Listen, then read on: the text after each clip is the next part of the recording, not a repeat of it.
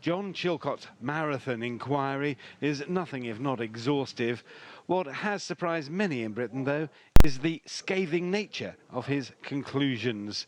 Former Prime Minister Tony Blair presented a case for war in 2003, he said, with a certainty not justified and based on flawed intelligence. The UK chose to join the invasion of Iraq before the peaceful options for disarmament had been exhausted.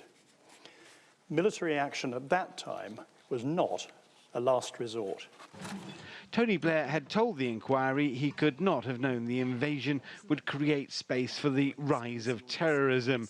Chilcot said the former Prime Minister had been given specific warnings. Mr. Blair had been warned, however, that military action would increase the threat from al-Qaeda to the UK and UK interests. Claims the war was legal were far from satisfactory, according to Chilcot. And while the risks of internal strife in Iraq were underestimated, Tony Blair overestimated his influence on US decisions.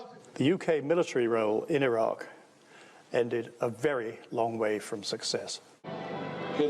Outside, as Chilcot outlined his report, members of the Stop the War coalition read out the names of Iraqis and British citizens who had been killed in Iraq.